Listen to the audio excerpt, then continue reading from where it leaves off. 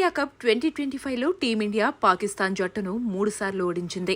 అయితే పహల్గామ్ ఘటన తర్వాత పాక్తో ఆడకూడదని అందరూ భావించిన మల్టీ-డే టోర్నమెంట్లలో తప్పకుండా ఆడాల్సిందేనని బీసీసీఐ చెప్పుకొచ్చింది.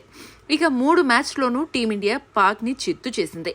ముఖ్యంగా ఈ మ్యాచ్ల్లో పాక్ పేసర్ హరీష్ రౌఫ్ చేసిన రచ్చ అంతా ఇంతా కాదు. దీంతో ఈ మ్యాచ్ల్లో అతడిపై ఆగ్రహావేశాలు వెల్లువెత్తుతున్నాయి. ఇక ఫైనల్ మ్యాచ్లోనూ రౌఫ్ బౌలింగ్ను చితక్కొట్టేశారు మన బ్యాటర్లు. దీంతో ఈ టోర్నీ ముగిసిన తర్వాత పాకిస్తాన్ పేసర్ హారిస్ రౌఫ్ అంతర్జాతీయ క్రికెట్కి రిటైర్మెంట్ ఇచ్చినట్టుగా ఓ వార్త సోషల్ మీడియాలో తెగ వైరల్ అవుతోంది. ఈ రోజు నేను ఇంటర్నేషనల్ క్రికెట్ నుంచి రిటైర్మెంట్ తీసుకుంటున్నా.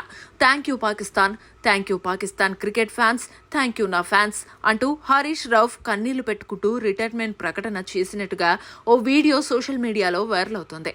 అయితే ఈ వీడియో నిజం కాదు, కేవలం ఏఐ టెక్నాలజీ వాడి కొందరు క్రియేట్ చేసిన ఫేక్ వీడియో అని సమాచారం. కానీ ప్రతిసారి అతడే టీమిండియాని గెలిపిస్తున్నాడని కొంతమంది సెటైర్లు వేస్తున్నారు.